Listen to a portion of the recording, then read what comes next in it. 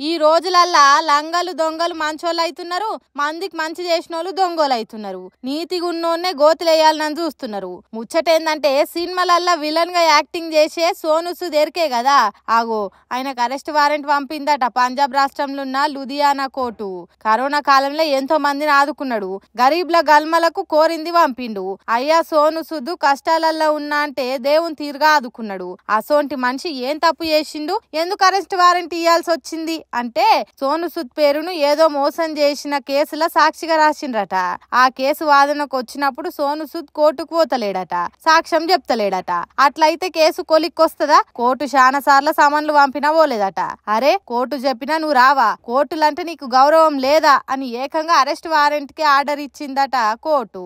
మరి case trial కు వచ్చే టైంలా సోను సూద్ ఏ సినిమా షూటింగ్ లో బిజీ ఉన్నాడో లేకుంటే ఆపదలు ఉన్నోళ్ళని ఆదుకునేందుకు పోయిండో తెలియదు గాని వాదనలకు పోకపోయే వరకు కోర్టు కోపం వచ్చి వారెంట్ ఇచ్చిందట.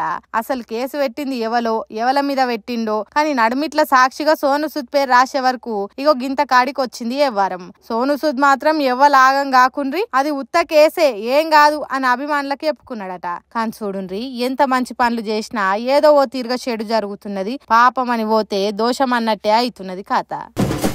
అరే రే రే రే రే రే తెలంగాణలో సర్కార్ హాస్టల్ నడుపుతున్నారా లేకుంటే పిల్లలకు ఫుడ్ పాయిజన్ చేసి వాళ్ళ మీద ఏమైనా ప్రయోగాలు చేస్తున్నారా అని అడుగుతున్నాడు మాజీ మంత్రి హరీష్ రావు. అగో చూడుర్రి, హాస్టళ్లలో తిని హాయిగా చదువుకోవాల్సిన పిల్లలు హాస్పిటల్ బెడ్ల మీద పండుకున్నారు. ఒకటి కాదు రెండు కాదు, వందల వేల ఫుడ్ పాయిజన్ కేసులు వస్తున్నాయి. చాలా దిక్కులల్లా పిల్లలు పానాలు పోతున్నాయి. అసలు సర్కారు ఉన్నట్టా లేనట్టా అని హరీష్ రావు సారు సర్కారును అరుచుకుంటున్నాడు. మహబూబాబాద్ జిల్లా దామరవంచ గిరిజన గురుకులంలో తిన్న తిండి కడుపులే తిరగబడ్డదా పిల్లలకు. ఇంకేమున్నది, ఆగా మేఘాల మీద ఆసుపత్రికి పట్టుకొచ్చిర్రు. కల్తీ అన్నం పెట్టి పిల్లల ఆరోగ్యాన్ని ఆగం చేసిన వాళ్ళను అరెస్ట్ చేస్తామని సీఎం చెప్పినా ఇట్లా జరుగుతున్నదంటే సీఎం మాటలకు విలువలేదా లేక పిల్లల ప్రాణాలంటే లెక్కలేదా అని ట్విట్టర్ లో రాసుకొచ్చిండు.